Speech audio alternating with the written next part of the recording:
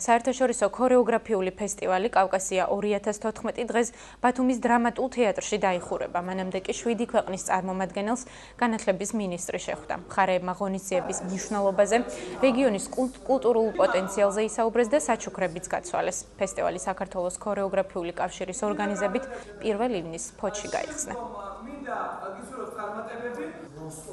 ღონისძიებების ციკლი დღეს შეჯამდება.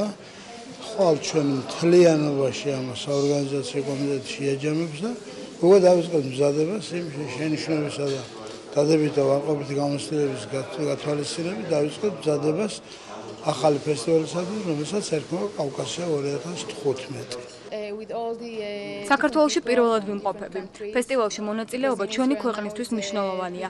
ვფიქრობ, რომ კავკასია 2014 დიდ გამოცდილებას მოგცემს. დღევანდელი შეხვედრა იმით არის გამორჩეული, რომ სხვადასხვა ქვეყნის წარმომადგენლებს ხვდებით და ვეცნობით მათ ტრადიციებს. ჩვენთვისაც ეს ძალიან მნიშვნელოვანია, რომ ამდენი ქვეყანა ჩამოდის ამ ფესტივალზე და ეცნობენ ერთმანეთის კულტურას და ჩამოდიან ბათუმში. ბათუმი ღებულობს ამდენ სტუმარს, აჭარა და ეს ძალიან სასიამოვნოა და აჭარის კულტურა გააქვთ საზღვრებს გარეთ.